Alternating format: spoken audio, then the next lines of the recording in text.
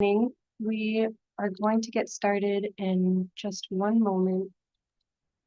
Good evening, everyone. This is Amy. Welcome. We are now live on YouTube. Perfect. Thank you so much. So we will get started. Just want to welcome everybody again to our 67th South Fresno CSC meeting. Before we go into the logistics of tonight, we're going to take a few moments to walk through our interpretation instructions. So I will pass it to Tanya from Lingüística to walk us through those steps.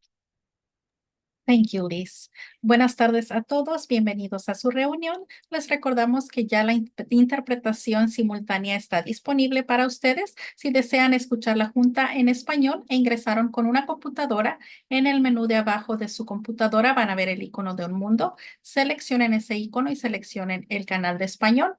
También les invitamos a silenciar el audio original para que nada más escuchen al intérprete. Si ustedes ingresaron con un teléfono móvil o con una tableta, sus opciones van a ser un poco diferentes. Necesitan tocar su pantalla y van a buscar el menú de los 3 puntitos. Seleccionen donde dice interpretación de idioma. Después seleccionen el canal de español. Nuevamente, silenciar el audio original. Y por último, el botón que diga done, listo o finalizado. Si necesitan ayuda o asistencia, por favor, déjennos saber en el chat. Muchas gracias y ahora voy a dar mis instrucciones en inglés. Hello, everyone. This is just a reminder that we already have simultaneous interpretation ready for you. So if you're a monolingual English speaker, we do ask you to please select the English channel. That way you can hear the interpretation from Spanish into English. If you're joining with a computer, you'll see a globe at the bottom of your Zoom menu. Please select the globe and select English. If you're joining with a cell phone or a tablet, your options will be a bit different. You need to tap your screen and find the menu with the 3 dots. Select language interpretation, select English, and then select done. If you need any help or assistance, please let us know in the chat and we can help you through it. Thank you very much.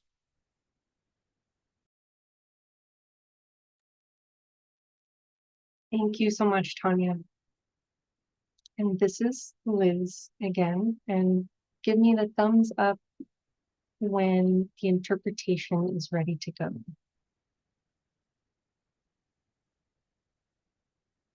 Perfect. Okay. So if anyone, as Tanya mentioned, is having any issues right now hearing the interpretation, please do feel free to unmute or write in the chat. Please do let us know. So we will continue to move through our housekeeping slides. Here we have our renaming conventions. This is, again, to help us for our attendance tracking and stipend distribution process. So for our CSC members, we ask that you put the CSC in your Zoom name.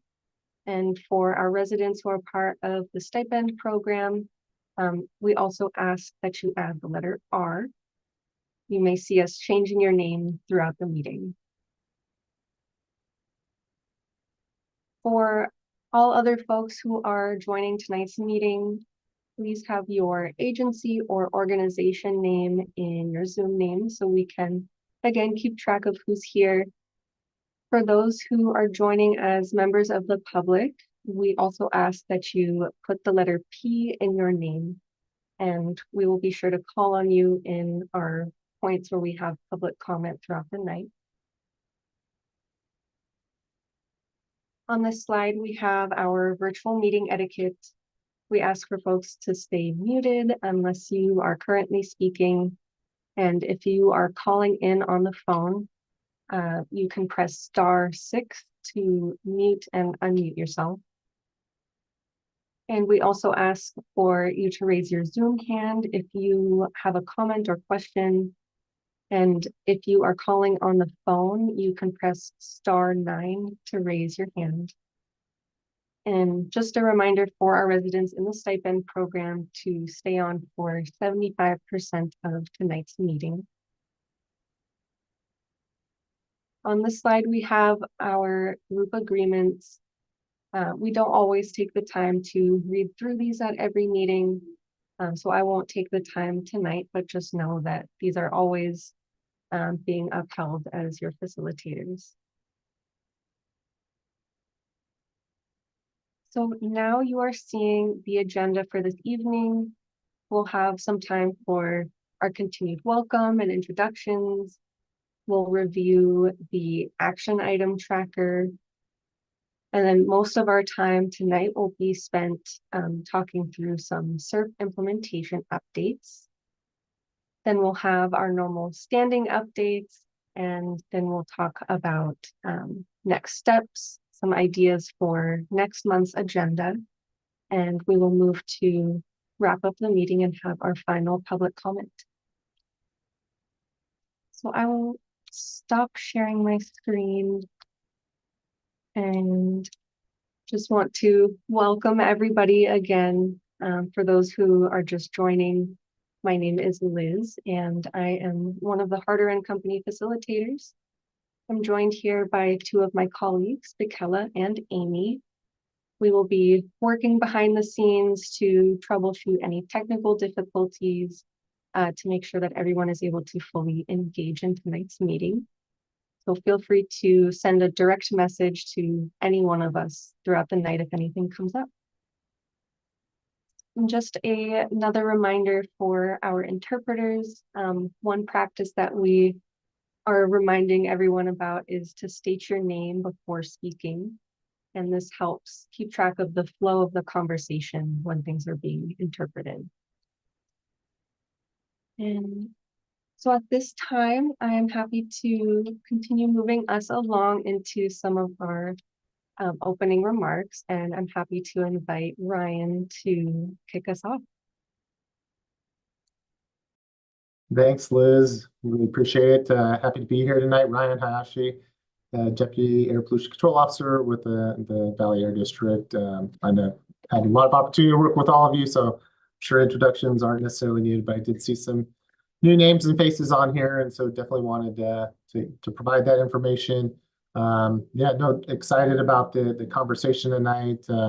Hopefully have some really positive updates for the steering committee members, and want to hear the feedback and thoughts on the topics that we're going to be discussing, and any other feedback for us. So thanks a lot. Thanks for being here and spending your Wednesday evening with us. It's greatly appreciated.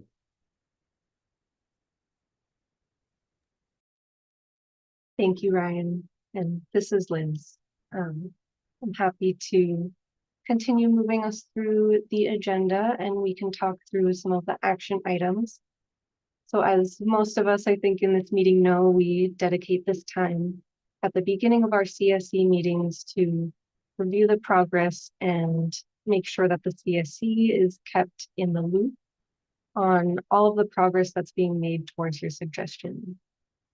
And so as Nancy is presenting these action items, please feel free to ask any clarifying questions, and anything that needs follow-up, we will be sure to note down and come back to it at a later time. And so I'm going to pass it to Nancy. Hi, everybody. This is Nancy. Thank you, Liz. I am going to be going through the action items tonight. I did go ahead and just drop down the I'll go ahead and drop down the action items in the chat, just in case anybody wants to follow along. And I'll go ahead and share my screen.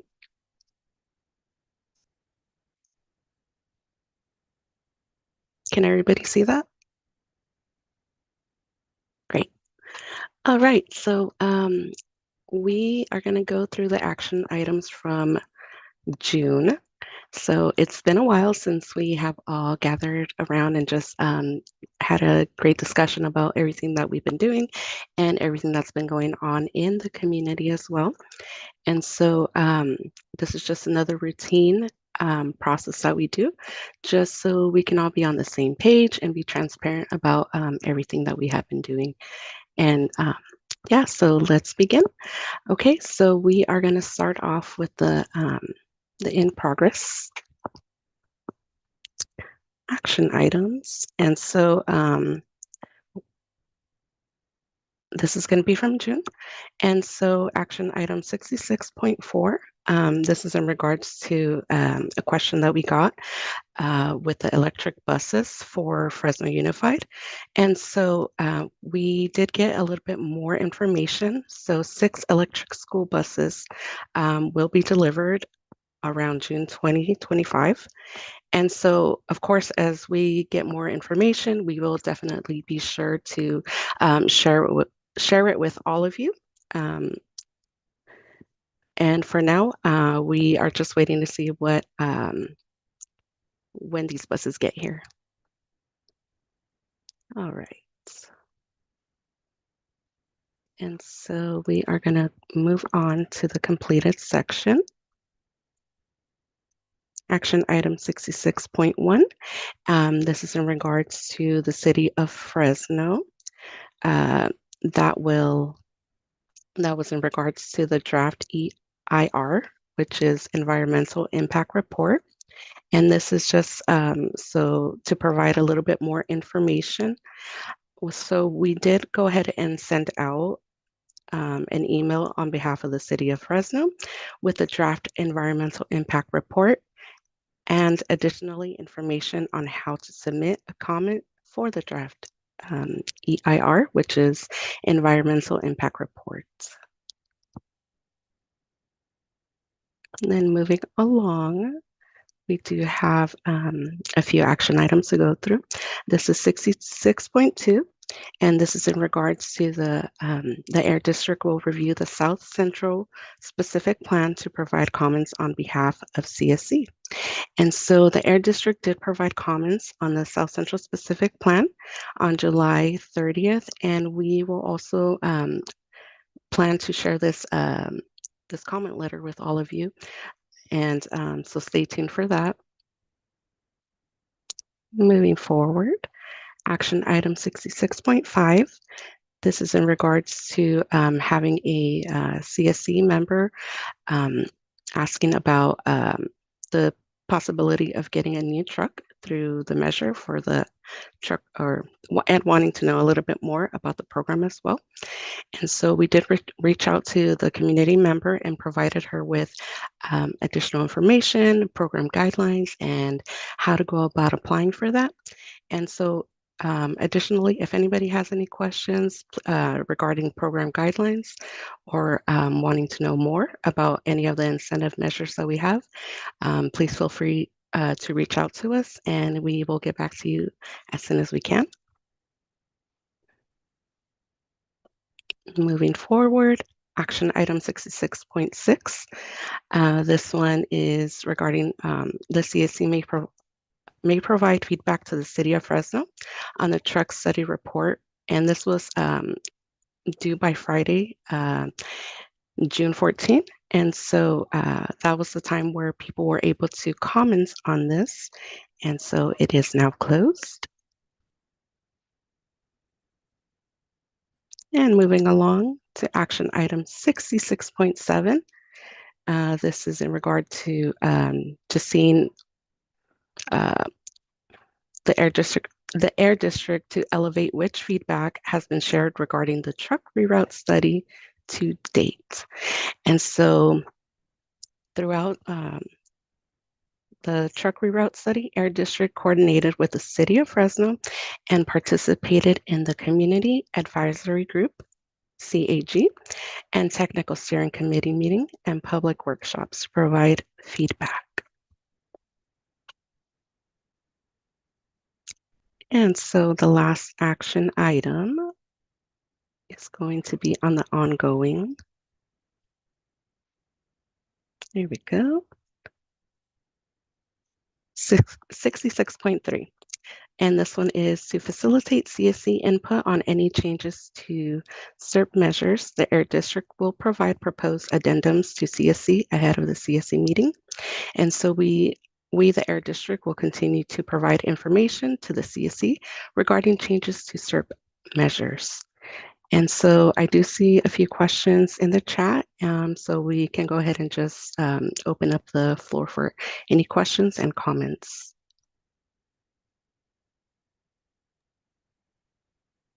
This is Liz. Thank you so much, Nancy.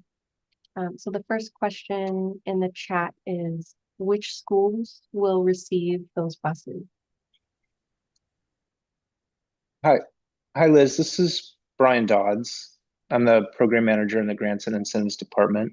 I'm looking through the information we have to see if it's readily available for those buses. If so, I'll provide it during this meeting. If not, we can follow up with that information as well. Thank you, Brian. This is Liz. Do you happen to know for the next question, what are the routes for those 6 buses? Yeah, I think those are basically the same questions. So I'm trying to Okay, find that information and all the application information we have from Fresno Unified. Yeah, I think last time we Actually, talked not about the same question. This is Venice Curry. They're not the same question. And I think we've been asking this for a bit because Yeah. I know for me, I'm interested in knowing not only the schools that are receiving the buses, but the routes that these buses are taking and whether or not they cover the areas that students that are most impacted by cumulative poor air quality are going to be the ones that are served. So for me, that's still the question. And I'm hoping that we can get an answer, but we have been asking this question for a bit. Yeah, yeah, we definitely haven't forgot it, Dr. Curry, and we did communicate that with the school district in regards to the topic of where they're going to be operated, which schools they're going to serve. I think right now that kind of still being, almost 10 months away, I don't think those decisions have been made to my knowledge. But we will be in discussions with them and definitely have that information for you when it is available. So we'll continue to leave this on here, and so it's not forgotten. And as we get more information, we'll provide updates in this as well as bringing it back and verbally provide that update as well. I'm sorry, this is Ryan Hayashi. Apologize. I got to practice.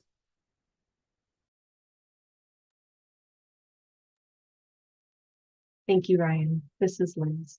And thank you for the questions. And I see another in the chat, similar question. And so it sounds like we'll get more details for all of those questions, which we do acknowledge have been asked before in these meetings. So once we get that information, we'll definitely bring it back to the CSC. And thank you for bringing those up. I'll just pause again to see if there are any other questions coming up for those other action items that Nancy read, or if not, I can transition us to the next agenda item.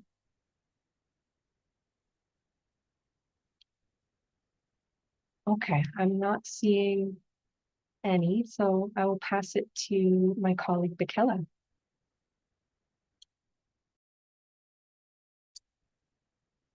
Thank you, Liz. Bekela here. And thank you, Nancy, for that update with the action items. So with that, it is now time for us to transition to our primary agenda item of the evening, tonight's SERP implementation update. And as you might have recalled during our last meeting in June, 2 whole months ago, we had the opportunity to learn directly from you about several recommendations for improving SERP implementation. And so we just want to thank you, each of you, for your continued dedication to elevating the very real barriers to SERP implementation. And our aim is that today, just as in previous meetings, you can continue to leverage your community expertise and lived experiences to offer these creative solutions and thoughtful feedback. We recognize that this can be a really vulnerable place to be to share this feedback. And so we just see you in that and honor the generosity and time and energy to continue showing up in this South Central Fresno CSC space. And so this is our collective space, and we're committed to learning what works best as the evolution of the work continues to unfold. So with that, as we transition into our time of listening to SERP updates, we do plan to stop periodically throughout the presentation to allow time for questions and concerns which emerge. These are important, and we really want to make sure that your questions are answered. And I just want to take a moment to thank you for continuing to elevate questions that have come up before and that you're asking in this space. And so we just really appreciate them. So yes, we want to make sure we get to the questions during the presentation. And so yeah, please feel free to use the Zoom chat to go ahead and ask any questions that arise, and we'll plan to address them during those periodic pauses. And so with that, I'd love to transition to the Valley Air District, Ryan. Ryan, take it away whenever you're ready.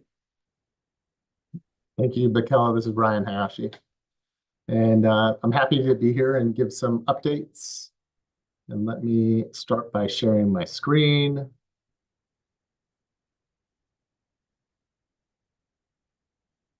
Does everybody see the right screen? Okay, great. Let me check as well. All right. So one of the first things, so a few updates that we want to provide was on the A was Community Clean Air Day, which was held now a little over a month ago. It was a great event. I also want to talk about and provide an update on the public fleets, which we've had several conversations about now. And then lastly, passenger vehicle replace updates. Sorry, I'm just adjusting my screen to try to see as many people as possible as I go through this.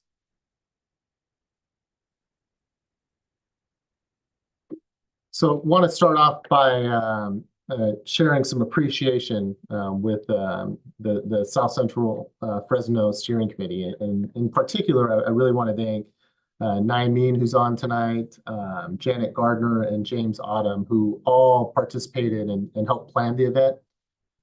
In addition to that, Naimeen planning it, she also was an excellent moderator for one of the panels that we held in regards to community engagement successes. And Lily is on as well, and so definitely want to thank her for her participation and uplifting all the awesome and fantastic work that she's doing. And it was overall the event was really meaningful and impactful.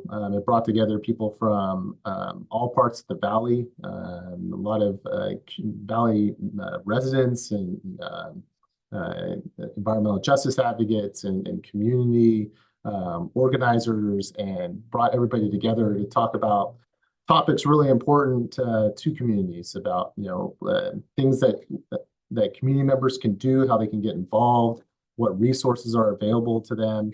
And a lot of it was from the voices of the community members themselves, and I think it was really impactful for the people that were there, and it was a great opportunity for them to get to know and to meet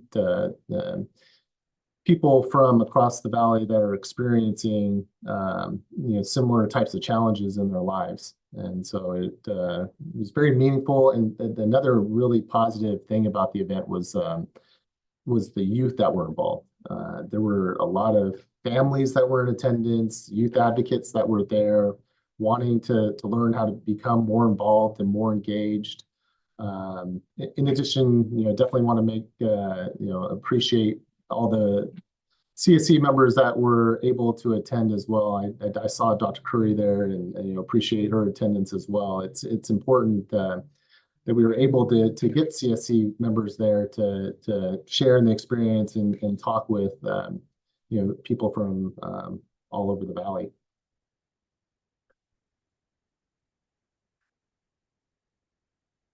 So I don't know if anybody had any questions about the event, or before I move on, or any feedback.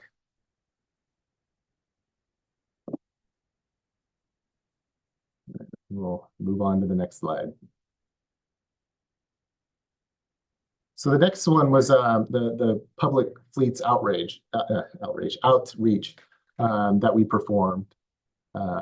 During the last meeting, we had made some commitments to do more outreach to more organizations that qualify for it, and really want to thank Nancy, who did a great job giving the action item updates. she's one of the primary people that's been doing outreach, and I was really excited to see some of the applications that came in over the last several weeks. We had the Calwa Recreation and Park District submit some applications. We had Orange Center submit some applications, and so all total, just within like last month or so, we were able to get about 11 applications. And so we're still engaging with a lot of them. And so we're expecting to continue to see a lot more come in.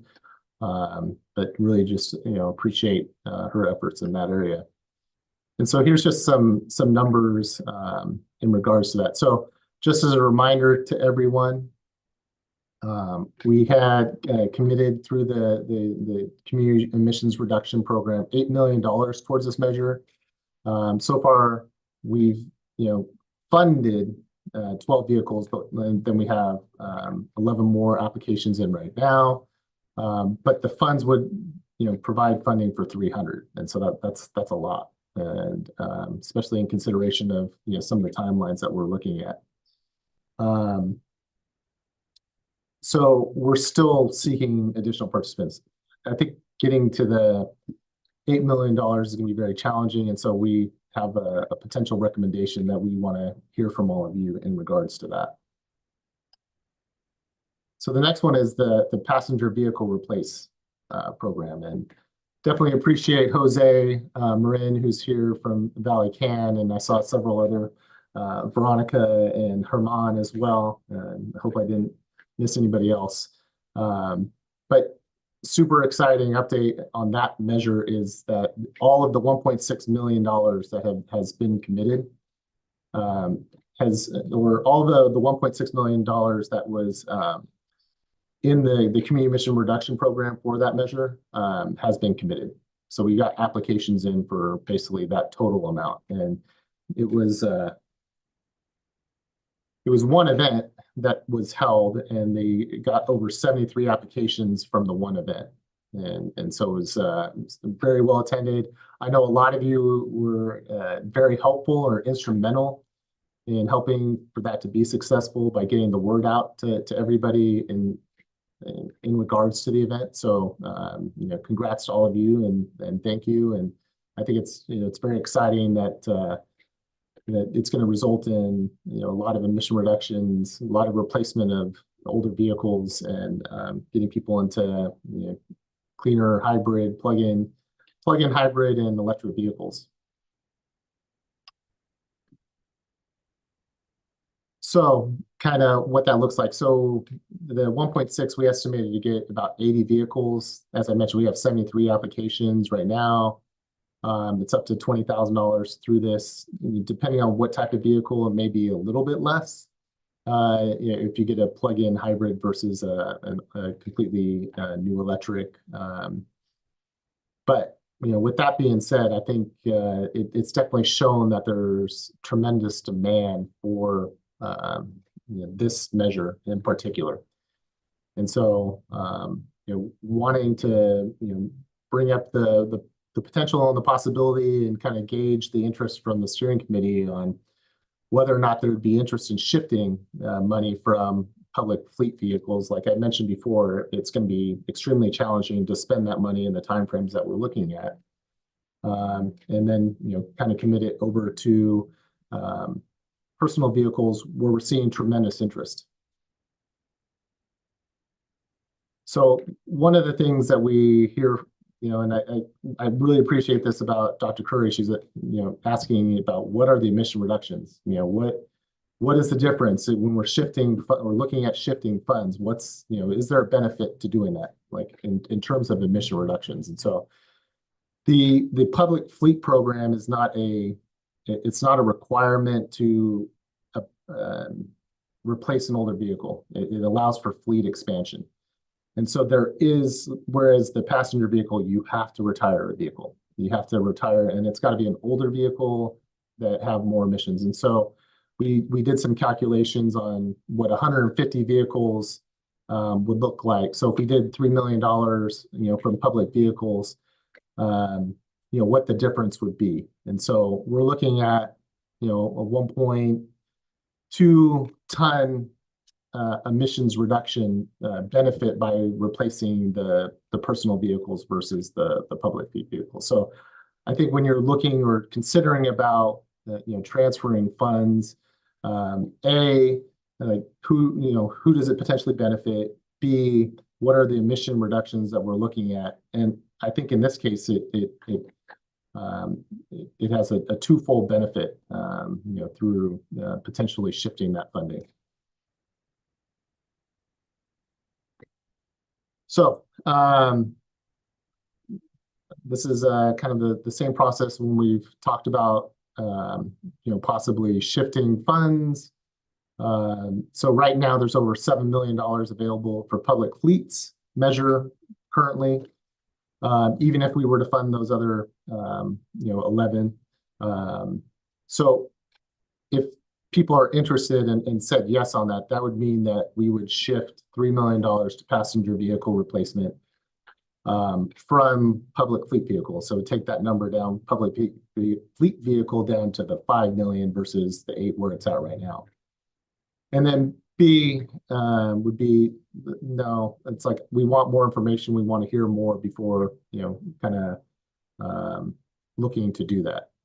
So wanted to put it out to the steering committee on their thoughts and opinions on this.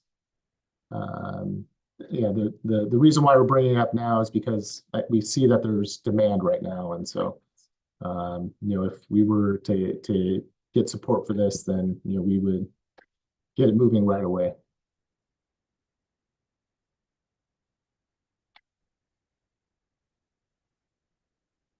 So just a couple of things, opportunities in the past where we've brought this to the steering committee. This is not the first time that we've kind of gone through this process. We did it for urban greening, where we shifted $1 million to that, and we added $500,000 to support residential wood burning. We've done it for, sorry. So those are just some other examples where we've done this. And so I know we have some people that may not be as familiar and may not have the history of, why we've done this or when we've done this. And so that's just kind of wanted to go through some of those examples. But at this point, I want to, turn it back over to Liz and Bekela and, hear from all of you. Thank you. Thank you, Ryan. Yeah, thank you for sharing more information with us about this. And so with that, at this time, we would now love to open up the floor for any and all questions that are coming up for any and all of you as you hear this information, as you perceive this information. And so what kind of questions are coming up for you about what you've just observed and heard? As folks may be thinking, I'll also read aloud the message in the chat. I'll read it in English. The comment, Roberta, I personally liked it, and that they gave me the opportunity to the young people to express themselves. Everything was very good. My children had the opportunity to accompany me and experience who is part of the committee and to encourage them to be a part of it in the future. And this is Bekela speaking. So thank you so much. Yes, I love that.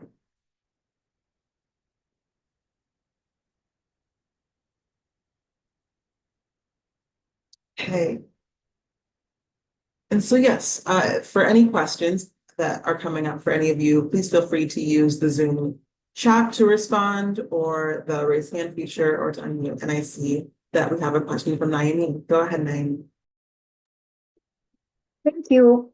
Well, I think is you made a good point of moving money from public fleet to this individual support, so more residents in the AB 617 area can change older vehicles for cleaner vehicles. Sounds all great. I just have a couple of follow-up questions.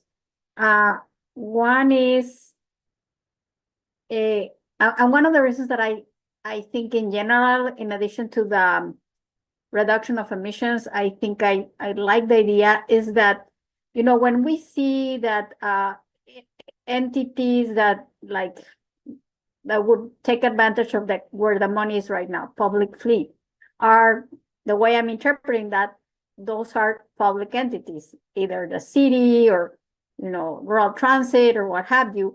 And I always see these agencies as agencies that have opportunities to access funds through other means, compared to a resident that has to save, you know, for years to even be able to afford like a hybrid or even an electric car. I personally think it's technology that is still very unaffordable for a lot of our working families. So with all that, I think it's it seems like a good idea that I would support.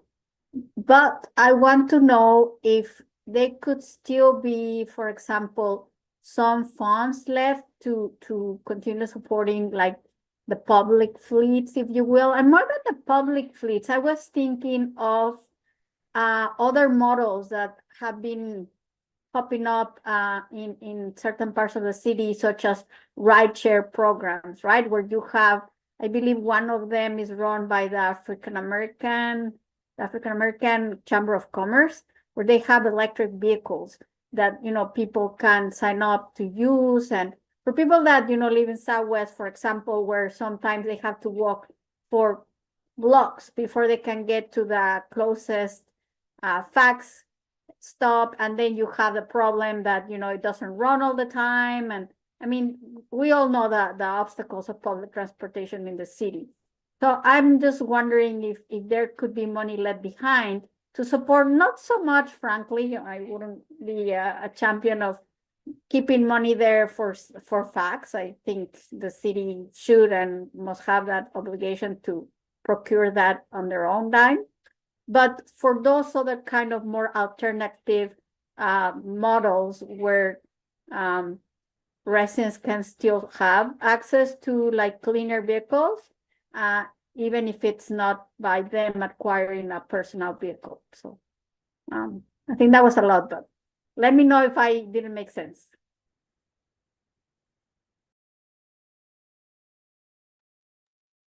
Thanks, Naomi. This is Ryan again. And to answer some of it, yes, well, we'd have to look in. I got to go back through the SERP again and just, you know, make sure that's something we could look at. You know, the kind of what I shared earlier in regards to some of the organizations that qualify maybe don't have them, like, you know, like an Orange Center or a Cal or Recreation in Park.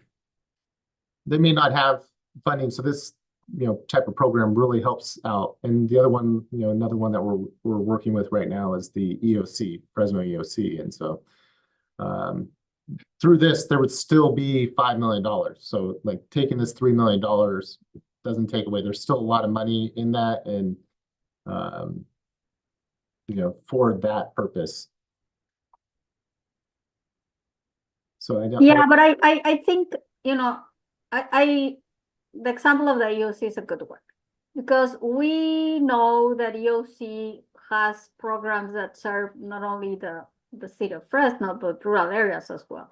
So how would you ensure that these vehicles are only used in the AB 617 area, and that you know, they're going to be used to serve, like, you know, residents that are considered, you know, living in underserved communities? So I think, I don't know, I'm not too sure if those things can be controlled, if you will, if you go that route of, you know, EOC.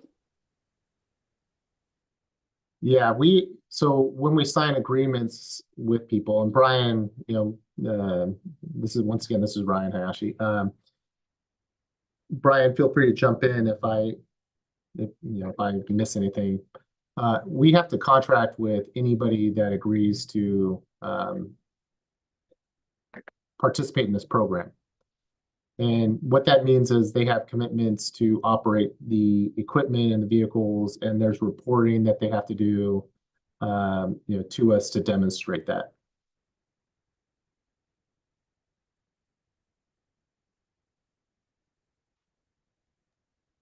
Yeah, that's correct, Ryan. Yep. Okay, doing good. I got something right.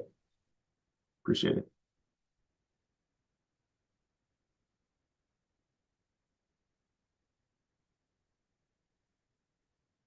But so I mean, you raised some good questions about the public fleet side, but on the passenger vehicle though, I mean, it sounds like you'd be supportive of, shifting that funding and, providing that opportunity to, up to 150 more people. Yeah. Appreciate it. Is there anybody else? I was curious if anybody had an opportunity from the CSC or knew anybody that attended the event in person. And if they had any thoughts or opinions on it and, had any feedback. And I know this is Helen speaking, so sorry to interrupt you here. Yes, but I know some of us, myself included, can be visual learners and processors. And so I'm wondering, would you feel comfortable putting up the decision tree again, kind of indicating what the ask is, just to help refresh our memories? Everybody see it? Yeah. So we can see it. Amazing. Yes, thank you so much, Ryan.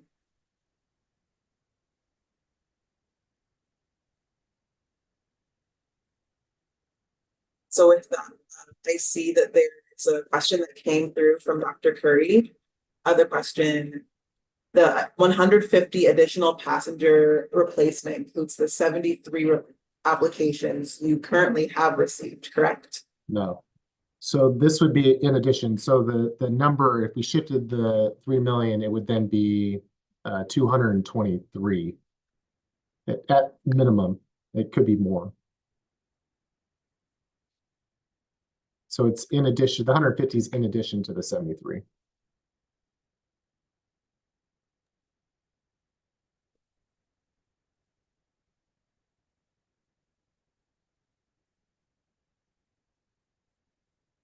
Oh, Michaela, we can't hear you.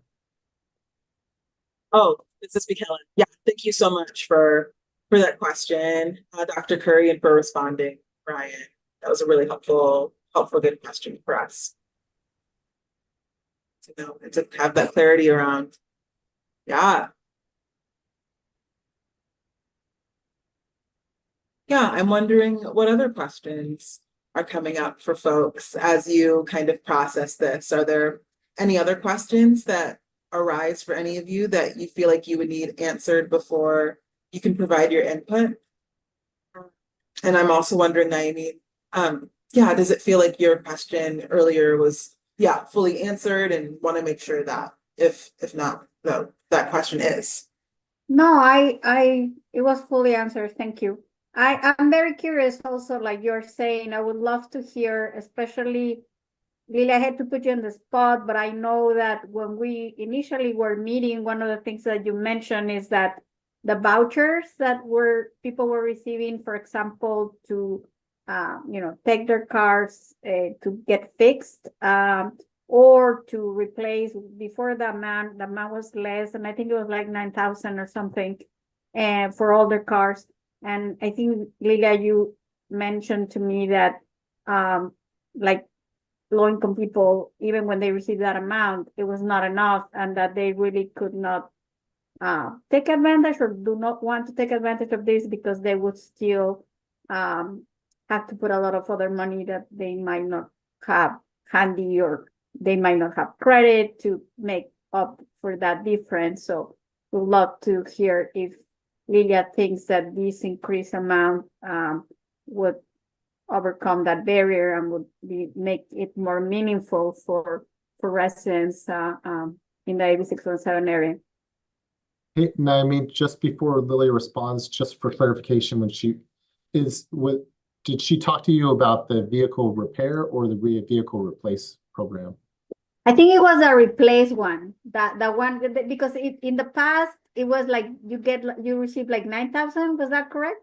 Right, and so through this, remember, we worked with the CSC and the recommendation was to raise it to 20. Yeah. And So yeah, I think it's a great idea. I just would like to hear because she yeah, expressed okay. that. Por Lilia, no sé si esté por ahí que pueda decir algo.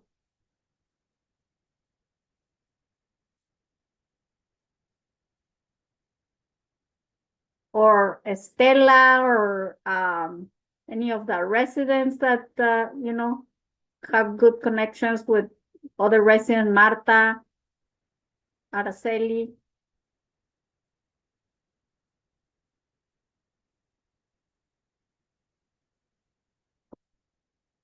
Everybody's super quiet tonight.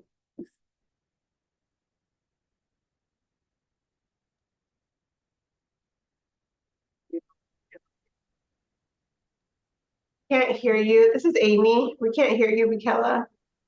But I see Bill's hand is raised. Go ahead, Bill. Yes, one question I have is where is it going to get us the most bang for our buck as far as reducing the emission elements and so forth? You know, maybe we need to look at some of the primary factors that are hazardous to the area, and then see where we can spend money to help reduce the bad emissions.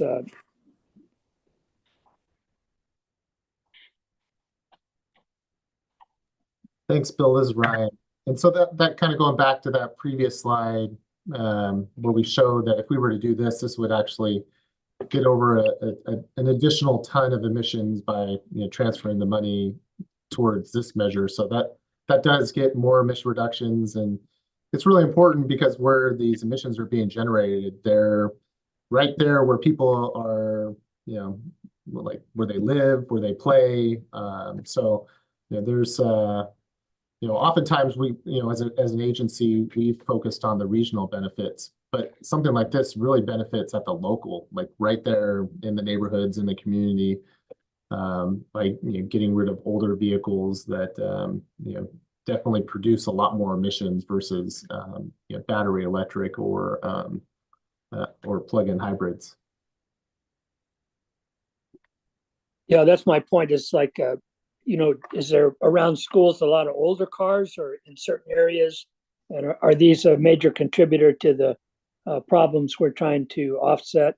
So that's good information that maybe we're on the right track by eliminating or upgrading some of these older vehicles that are causing a problem or causing more pollution than perhaps the public fleet vehicles. Yeah, that's correct, Bill. Thank you.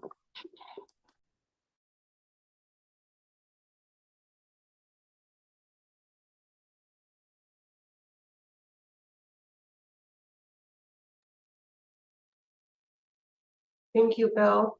And I'm seeing that Araceli and Estela didn't understand the question. So Araceli and Estela and anyone else, I think Nayamin had a question about your own experience in using some of these funds for the vehicle replacement program. Can I rephrase because that's not exactly what I asked, but lo que estaba diciendo es si ustedes piensan que los $20,000 que se les darían a las personas que tengan un auto de 2006 o menos o más viejo pudieran ser realmente suficientes y útiles para que la persona realmente se animara y aplicara para recibir este incentivo. Y la razón que hice este comentario es que cuando antes nada más les daban $9,000, Lilia me había comentado que conocía residentes que no, pues ni aplicaban porque el carro les iba a costar mucho más y ellos tenían que financiar el resto y pues entonces no tenían el dinero. Mi pregunta era, no tanto si conocían a alguien, sino si ustedes pensaban en su experiencia, en lo que saben que la gente tiene de ingresos, si esto sería útil y que pudieran tomar provecho.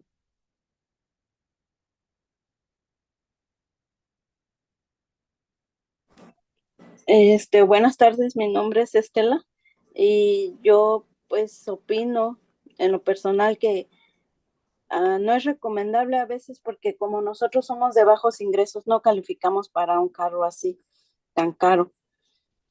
Entonces, pienso que no. No sé las demás personas, pero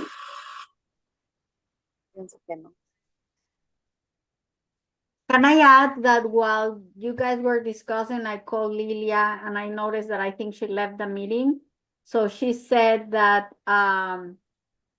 just like with Araceli, she had a very bad connection because she's not in her house and that she couldn't hear, so she disconnected. But I asked her the exact same question and she's gonna reach out to you to provide you the official answer. But in her opinion, in contrast with Estela just said, she said, in her opinion, 20K will be good for a resident to take that, apply for that and get a vehicle. So 2 different opinions. Thanks. I mean, it's Ryan Hayashi again. Yeah, and you know, Jose can definitely share this. And the nice thing is it's not just 20,000. That's 20,000 from the district, but there's actually additional money out there, like the 4,000 from I'm trying to remember who it's from. Brian, is it PG&E? PG&E. Yeah. Yes. So there's like, in addition to that, there's even more. And so by working with ValleyCan, they definitely connect all those different funding pieces to, you know, hopefully make this, affordable for more and more people, which is really important. We understand that, not everybody has a lot of money to, or can, go and get financing and things like that. And so, putting this whole package together, hopefully, and based on the first event, it seems like there's a lot of people that are excited and able to do it. Yeah, Ryan, if I was just going to add, and this is Brian Dodds again, the program manager on grants and incentives.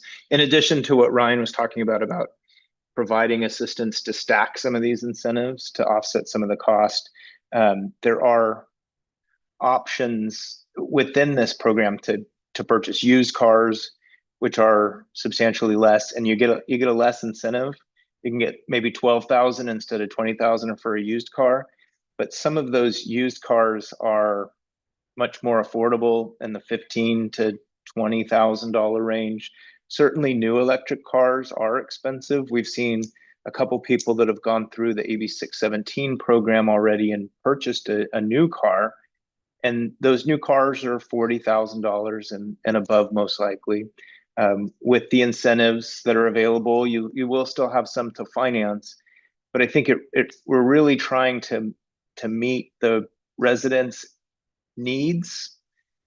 And if a used car that's more affordable is a better option, then that's what will provide help in achieving. If it's something, a new car with the stackable incentives is something that they want to pursue, then we will, and ValleyCan is very one-on-one with this process, try and provide assistance there. So kind of providing a variety of options for folks that if it is doable for them, it helps them get into something that's not only cleaner from a air pollution standpoint, but also much more reliable. And we've heard from people that, the benefits of having a newer car, that they don't have to worry if it's going to get them to work or not get them to work on any given day. So kind of a lot of different things to unpack in terms of what the incentives can provide here.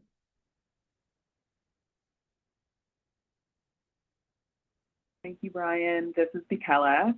And yes, I see a question, Soderman, or raised hand. And Martha, I also see your question in the chat that we will come to in just one moment. Yeah, this is Germán Prado, Leadership Engagement Manager with ValleyCan. I just wanted to add to the conversation. Everyone talking about incentives and additional rebates from PG&E, CSC, SCE, sorry. There's also a partial sales tax reduction that passed about a year ago. So as you're going through the process of purchasing a vehicle, the dealership will reduce it by 3.975 on the sales tax, which depending on the vehicle could range anyone from several $100s to maybe over 1,000 or more. So this is part, and there are some qualification requirements, and we'll deal with that. There's also another one. It's an IRS tax credit that has its own requirements as well, and could be a $4,000 rebate. So just adding to the conversation that there's potentially up to 20,000 plus the 4,000 from PG&E, SCE, and another tax reduction from the sales tax, and then another possible rebate. And also, I just wanted to add that, like, for example, a $30,000 vehicle with a $20,000 incentive brings, obviously, this vehicle to a $10,000 with fees and taxes. You're looking at $16,000 maybe. That's a $300, $400 on the high side of an like interest rate. We're talking about 15.99, which is our max. That compared to what we're hearing from families that they're spending just on gas alone, it matches, or sometimes there's a lot of savings there. So folks are spending $500 to $700 in gas per month, and the vehicle finance at $16,000 could potentially be a $400 payment, saving them still some money. So just some anecdotes, I guess we've heard, some discussion, and just one-on-one conversations with the public. We've heard that it has been helpful.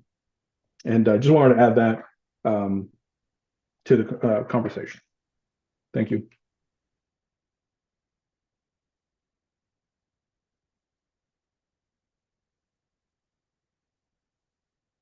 Thank you so much, Herman. We really appreciate you continuing to, providing the additional feedback information for us, just so we can continue to gain all of the helpful information that's beneficial for us. And so thank you for that. And yes, I'll also elevate a couple of chats that have come through, one from Roberta about the $20 million will be more substantial and less than the debt of a financing since they are expensive. The chat from Estella around there are very few charging stations. And then the question I see from you, Martha, which is, will this incentive be given before looking for a vehicle, or do I have to look for the vehicle, make the contract with the dealership, close the contract, and then the incentive will be given? Great question. Yeah, really good question. I'm happy to answer that one. This is Brian again. So the process is you'd apply for funding. There is some documentation that we need to collect, and then you're approved and you can go shopping for a vehicle. When you pick out a vehicle, and ValleyCan is there to provide their assistance, the dealership holds it and they request the incentive amount from us. And then when we issue the check, ValleyCan and the dealership will schedule an appointment with the resident to buy the car, but the check is presented at the time of purchase in order to offset the cost of the vehicle right away. So there is an application process to go through where you would get approved and know exactly, that you can participate in the program, and then we provide the check when you buy your car. That's kind of the high level overview of how the process works. But the idea is to immediately offset the cost of the car with the incentives that are available.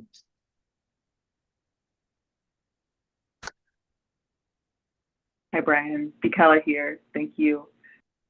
Thank you so much for providing that additional information for us. You're welcome.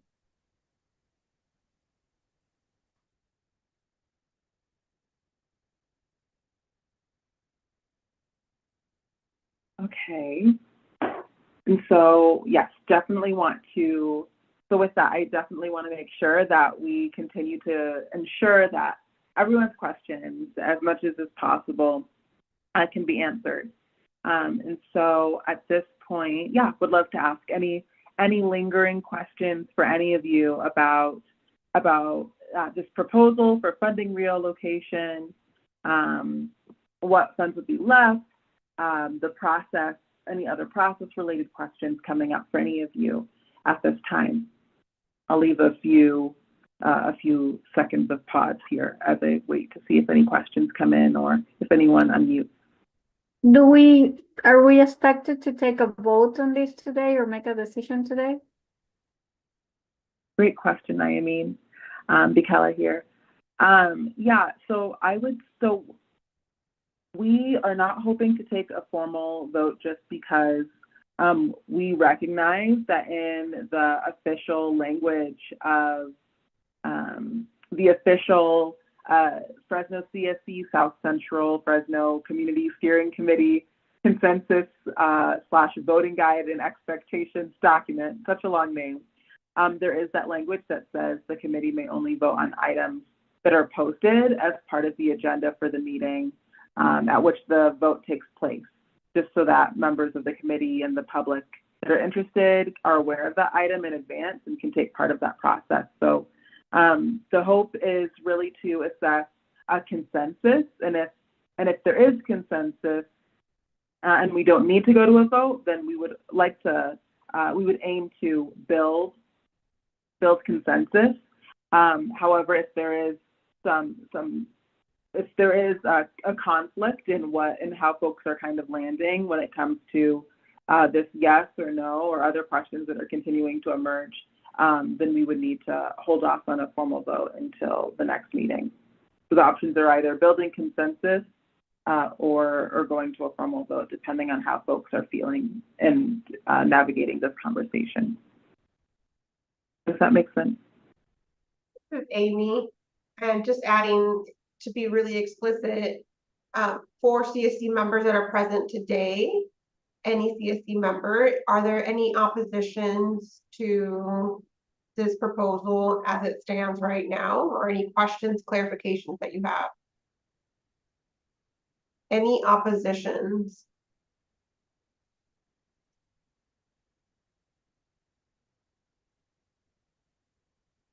So because we're not seeing any oppositions as of right now from any CSC members, we are interpreting that as a consensus to move forward with the yes. All right, we'll go ahead and move forward so we can move to the next update, Ryan. Thanks, Amy. Yeah, thanks everybody, and I appreciate the questions. I thought we had a lot of really good questions, and thank you, Naimeen, and helping connect Lilia back in and making sure that her thoughts and opinions were shared here, and really appreciate Estella also sharing. She texted me that she had tried to send her, because I'm like, please try to communicate this officially to their district. I don't want them to think that I am, like being a middleman here, a middlewoman. So she sent a text to Anna, but then Anna replied that she's on vacation. So she tried. Okay. Well, thank you for playing middle person and getting us that information. And I think it was helpful in the conversation. Those were the updates that I had. Michaela. Thank you, Ryan. This is Liz.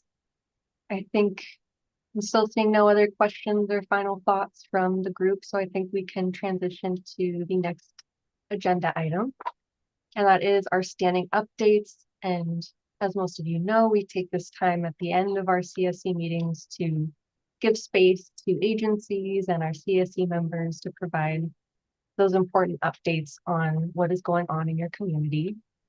For tonight, we have a couple updates, and then we can open it up to see if others in this group have anything they would like to share. Our first update will be from the Air District, and I believe I will pass it to Zong to share a little bit. Thank you so much, Liz. This is Zong with the Valley Air District, and just wanted to share with everyone here at the CSC that we are gearing up with back to school outreach, and with schools going back, we are going to be out to the schools that we can get in touch with and have packets for parents sharing information about wildfires, as well as where they can access air quality information, as well as attend back to school nights, the ones that we can get to. So if you know of any schools that have any upcoming events, please let us know, and we can definitely reach out to them and see if we can get out to those schools. And if there's any questions, I'd be happy to answer any, but I don't think I see any hands. This is Liz. Thank you, Zong. I also don't see any hands, but maybe we'll just ask one more time to the group if folks have any recommendations on those schools to prioritize or target for that outreach. I know folks often have some good suggestions, but this isn't the only space that you have to share that. So feel free to reach out to the Air District if some of those recommendations come up. I'm still not seeing any hands, so I think we can move to our next update. And that is from CARB, and I see Jennifer has unmuted. Take it away. Hi, everyone. Thanks, Liz. I apologize. My camera is giving me issues today. This is Jennifer Magana from CARB, and the only update that we really have is that on Monday, August 12th, we sent an email with actually a long list of standing updates to the Air District to distribute to all San Joaquin CSCs. We are working on a Spanish translated version. Hopefully we can get that out to the Air District by the end of this week. But to quickly recap, AQView 3.0 is now live. The AB 617 story map is also now live on our website. And lastly, the Cycle 5 public workshops will be taking place August 20th and August 22nd. So again, we will make sure that we have a Spanish translated email sent out prior to those deadlines. Thank you.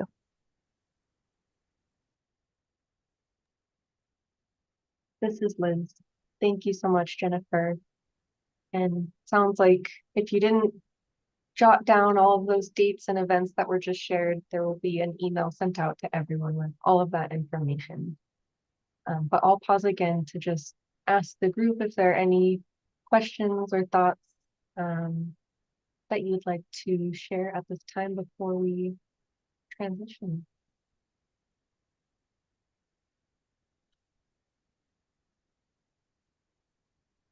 Okay, I'm not seeing any. And before we close out our standing updates, I will open it up to our CSC members. Does anyone have any updates about events going on in the community that you would like to announce to this group at this time before we close out this item?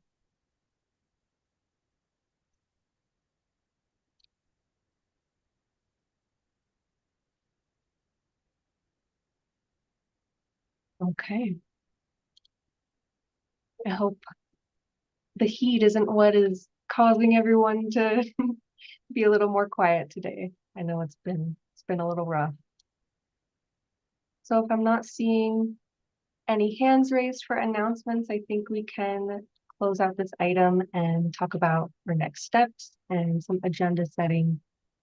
I think before we close out with our usual reading out the action items and announcing those next meetings, I think we were hoping to spend at least a few minutes or so talking about some ideas for our next agenda. I'm not sure, Ryan, if you had any proposed agenda items that you wanted to share at this time for the group. I see maybe Nayamin has some thoughts. Yes, I think I was absent at the last meeting, so can we hear an update on the rerouting study? And I don't know if the update can start right now. Like, for example, I think we also drafts and all that. Is it finalized? Is it going to go now to the city council for a vote, or what are the next steps with that? I know that several of the attendees to the subgroup that have been working on this. And I am not part of that, but my coworker Natalie has, and I know Dr. Curry has been very active. We had a lot of concerns about what at that point was the draft, almost finalized draft of that plan. So I don't know if we can hear something right now and then a more detailed report at the next meeting.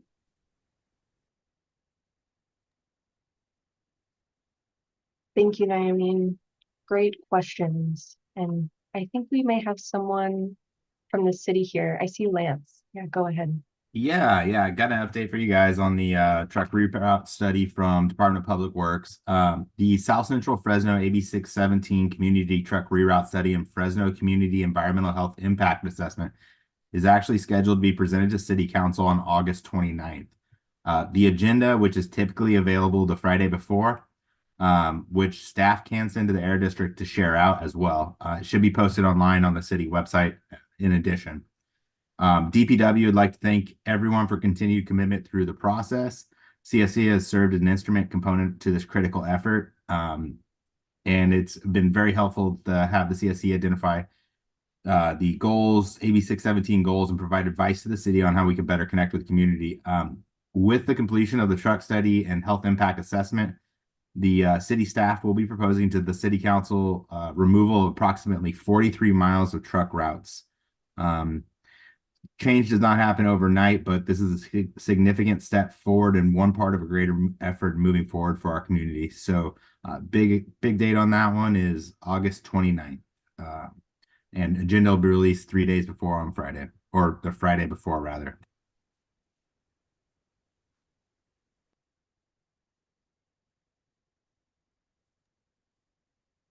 This is Liz.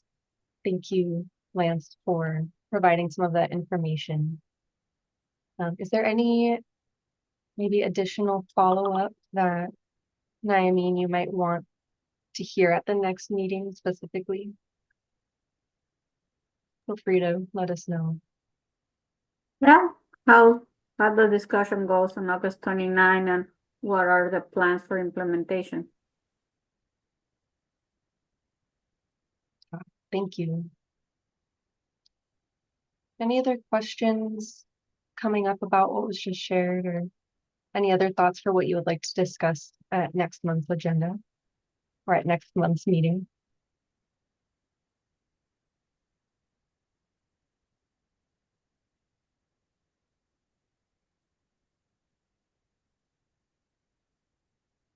I'm not seeing any in the chat. It does sound like, at least from Nayamin, and there's no opposition from the group to have some of that discussion to hear how that meeting goes and what those outcomes and next steps are. And I know there are a lot of other moving pieces for the SERP, and I'm sure the Air District will also have more updates to present to the group. This is not the last time you will have to provide feedback on the agenda. Just as a reminder, those draft agendas are sent out to everybody by email at least 2 weeks in advance of the CSC meeting. And then you'll have a week to provide that feedback before it's finalized. So take your time to think a little bit more about it. If you have any other suggestions or thoughts, do feel free to reach out and provide that feedback to the Air District. Okay. So I'm not seeing anything else coming up, so it sounds like maybe we can move to closing out our meeting. Just want to thank everybody so much for joining, and I hope you've been staying cool. I know it's been pretty hot in Fresno, and we just really appreciate everybody who continues to show up and ask these important questions and keep folks accountable to the progress. And oh, I see a question.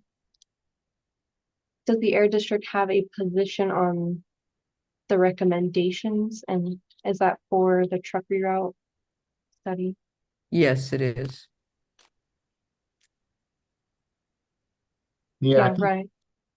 yeah, thanks. I don't know if it's Ryan Hashi with the Air District, and you know, the recommendations that, you know, the city and the steering committee and the input that have been provided, I think reflected what the committee was asking for in terms of addressing what is happening right now. And I think there have been a lot of good points that were raised by the CSC and others in regards to what the future looks like. But, you know, in regards to the truck study and how it impacts trucks in the neighborhoods now, and looking at the, you know, where things were rerouted and taking trucks out of a lot of the neighborhoods that were being heavily impacted. I think it hopefully is going to achieve those goals. And so I'm very hopeful. I think, you know, the point that was raised by Nayamin in regards to implementation, that's going to be the key. Like, you know, it's one thing to adopt it, but it's another, how are you going to enforce and implement it? And so definitely want to hear more about that and continue to hear about that. Yeah, thank you. This is Dr. Curry. I'm just curious, how can this committee make certain that we are weighing in on the implementation strategies? And I am always curious how forcefully the Air District will defend what has been recommended based on the contribution and the concerns of this committee. How well will that be communicated, and what's your sense of the challenges that might be ahead besides the obvious implementation of it all? You know, one of the things I think that has served me best in this position, I'm going to be an eternal optimist. And, you know, I kind of look at where the starting point when we kicked off the truck reroute, and, you know, kind of the things that were outlined that the community was looking for, and, you know, seeing initial iterations and hearing all of your voices when we're looking at it, and feedback that we're providing to the city in regards to, you know, what we're hearing from you, and then seeing it get incorporated, that was very encouraging. And so I mean, you know, and you know, I don't want to speak on behalf of Lance, but I mean, that was very encouraging to me to see that stuff, and not only that stuff, but how they incorporated the health study as well, and you know, looking to put in buffers and you know, following those recommendations. All of that you know, is, to me, is very encouraging. And so you know, but at the same time, it's got to be proven, and you have to do the work. And so you know, there's been a lot of money that's been put towards this. And so I think, you know, in terms of, you know, if it was well spent, it's going to be on how it's implemented, not the document itself. So yeah, I mean, we're going to be, you know, very interested, and we're going to want to hear the updates as well.